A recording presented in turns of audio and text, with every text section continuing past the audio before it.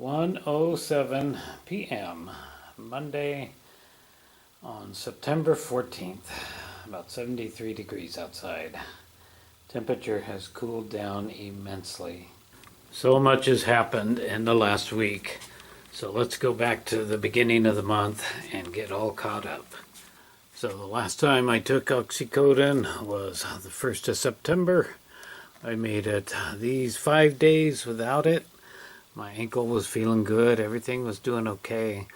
I just kind of decided upon myself that I'm going to start staying away from the OXYCODONE as much as I can.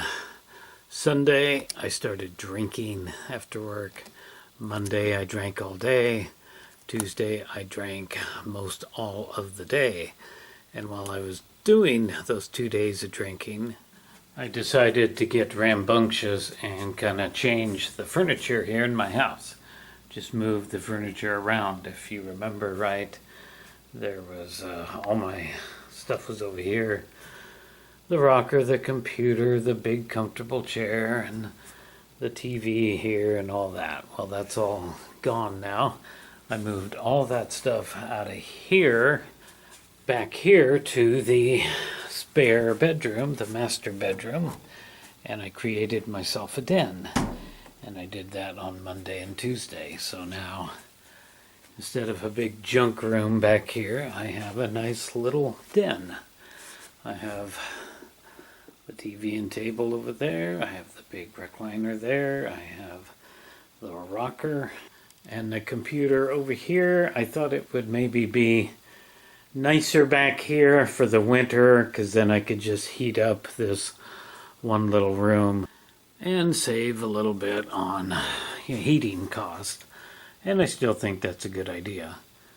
I woke up Wednesday morning on the 9th, a little bit hungover, and I was getting ready to go to work. It's about 12:30. And by about 1 o'clock, I was starting to have pain in my upper back.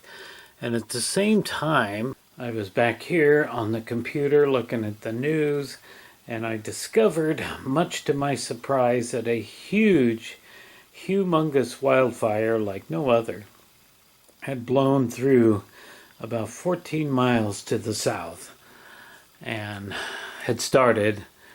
And it had blown all the way to the town that I live in, almost 14 miles.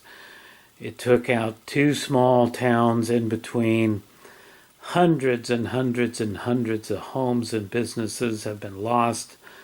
A couple people have been killed, and I was just starting to read about that on the computer when my back started hurting, and it just got worse and worse and worse.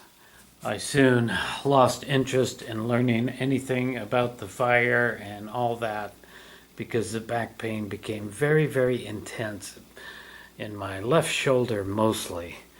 It got very, very painful, and I knew after a short time that I was not going to be able to go to work that morning, so I was trying to come up with a plan. I had also on, I guess it was Tuesday, moved the big dinner table to where you see it. And that's basically as far as I've gotten. I haven't done anything more since, a week now, because I have been hurting very bad. I evidently strained or pulled or something, just tweaked my back really bad. But then it got worse and worse. Within, by about 6 o'clock in the morning, I was having bad, bad pain in my chest. And I realized that something was really, really up. Something was bad. All I could do, lay in bed at that point. I couldn't really stand up anymore. I couldn't stand to sit in a chair. All I could do is lay flat in the bed. So I was trying to figure out a way to get myself out to the walk-in clinic that opens up at 8 o'clock. I realized I wasn't going to be able to drive myself there. But before I could come up with any kind of plan, the chest pains got so bad, they got so intense that I got very scared. and I ended up having to call an ambulance because I thought I was having a heart attack. And that was probably about almost 7 o'clock at that point. So I sat here in a chair and I could hear the siren coming. And that's when I was most frightened, listening to that siren coming. I was so scared. They came in, they immediately started doing what they do, and they took me to the hospital. I spent 6 hours in the emergency room while they put me through a battery of tests for heart attack. I went through the EKG, the CAT scan, the MRI, the big thing, the CAT scan. They put you through this big machine, and then they wanted to keep me overnight for observation. So that's basically what happened. I was released from the hospital at about noon on the 10th of September, and I could not go to work on Friday or Saturday. No, pardon me. I had already missed Wednesday and Thursday, and they wanted me to get a prescription Friday for a back spasm pain medication. So I went and picked that up, and that's why this is about the time I started learning about all the fire stuff, about how all that stuff. I was totally oblivious to it before that because I was so wrapped up in my pain. We have been inundated by heavy, heavy smoke, and we still are. The smoke has definitely gotten better, but you can probably see it in the air. It's just hanging there. It has been much worse than this before, in the past few days, but it's a little bit better today. But this is just the way it is now. So it's actually considered to be very, very unhealthy to breathe. It just smells like a great big campfire out there all the time. And it's just impossible to not have it in the house. Even though I don't have nothing opened up, the smell of it is just everywhere here in my house. Started taking the back pain spasm medicine on Friday, and then I went to work on Saturday, and I worked Sunday too. And now here we are today on the 14th. And I am not taking the back spasm medicine today. I need to give myself a break from it in case I need to start taking it Wednesday, Thursday, Friday, Saturday when I'm at work then. So I'm not taking it today, and I'm having a fair amount of pain today still. At 4 o'clock this morning, I took ibuprofen and Tylenol, and that's all I've had as far as painkillers. I'm just trying to stay away from them now. I've been taking so much of it, just trying to give my body a break. But I will be taking an OXYCODONE tonight, just because it will help me sleep, and I sure have trouble trying to sleep. Today I have just laid in here watching TV, and I've got the heating pad, and that seems to be helping my back quite a bit. I just keep using it off and on while watching some TV. So that basically is what has happened to me in the past week. My shoulder's still pretty messed up. I go to my doctor on the 28th of this month, and we're going to discuss this situation and see what can be done about it. But hopefully it's going to get better. It has gotten better. It has gotten a whole lot better since going to the hospital. So I need to make myself some dinner. I thought I would make a hamburger helper tonight and eat part of that for my dinner, and probably be going to bed probably by about 2:30 or so. So anyway, that's my story for now. I'm taking OXYCODONE tonight, and quite likely I'll be having one tomorrow night as well. Well, it is the next day now. 24 hours later, it's 2:21 p.m. It's the 15th of September. It's Tuesday. It's my last day off.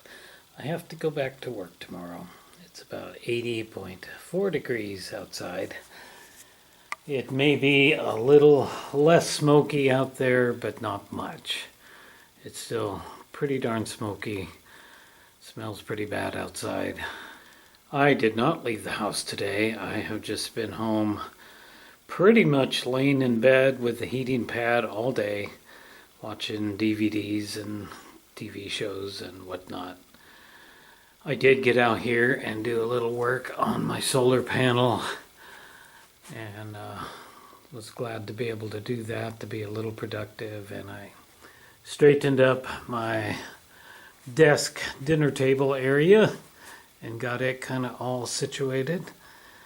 I have not had any painkillers now for 24 hours. The last thing I had was OXYCODONE and ibuprofen at this time yesterday. I just decided today that I wanted to try to go as long as I could without anything. Ibuprofen, Tylenol. But I am going to take the OXYCODONE now. I got it all set up here. In there, I'm just about to take that. I've got my dinner all ready to go. So anyway, we're going to get a good night's sleep tonight because of the OXYCODONE. I slept pretty good last night. And this is the back spasm pain medicine. It's called methocarbamol. I don't even know. 500 milligrams. The last time I took that was Sunday night. I decided to go without it Monday and Tuesday. And I did. But yesterday I took Tylenol and ibuprofen several times, along with the OXYCODONE for bedtime. So today I haven't had nothing, and the shoulder is hurting worse today than yesterday, just because I haven't had any pain pills. But I've been, been moving around, been trying to stay active, and that's really all I can do. I have to return back to work tomorrow, so I will definitely be taking methocarbamol. I'll take it tomorrow. Probably a couple of times a day. I got enough in here to last me for probably 2 weeks. Anyway, yeah, it's just, I'm pretty sure I've got some kind of nerve damage in my back now. It's just, this is a different kind of pain, so. Anyway, that's going to be it. We'll get some dinner, take that stuff, and head off back here to bed. And try to get a good night's sleep.